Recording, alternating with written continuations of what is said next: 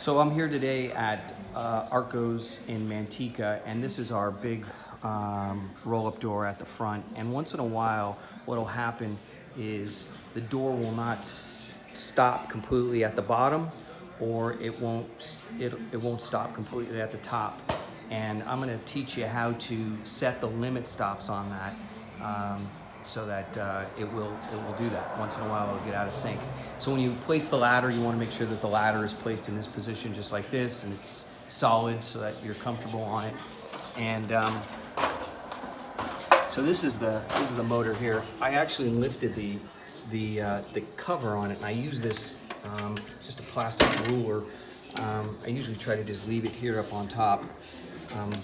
But anyway, what this does is it allows you to have the cover kind of held up and out of the way, so you could use both your hands to work on this.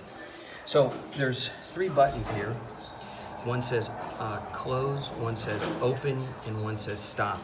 So if you hit one of these, if you hit the open button, it'll open the door. You never want to have your hands anywhere near this chain drive. So go ahead and hit the open button. There we go, we're opening.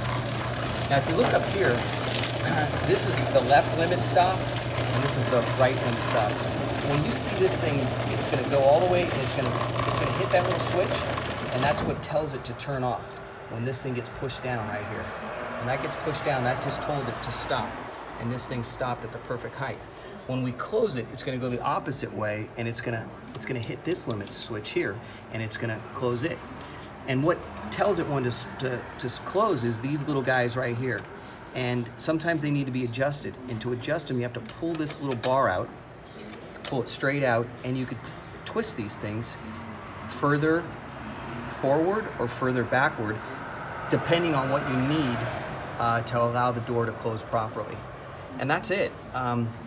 And once you do it, you could test it each time just to make sure it's working for you. So at this point, I could hit the close button, and I could test it. And if I'm testing at the up point, I could just stop right here, so I have to wait till it goes all the way back down, and I could hit the open button again and bring it back up. And as I said, look at that limit switch. It's gonna hit that switch, and it tells it when to stop. I'm gonna go through the full cycle and close it, and I'll show you what happens here on the right. You can see this is the limit switch right here, and that little bar is going to end up pushing it closed. When that hits it, click, off. Perfect. So anyway, that's how it's done.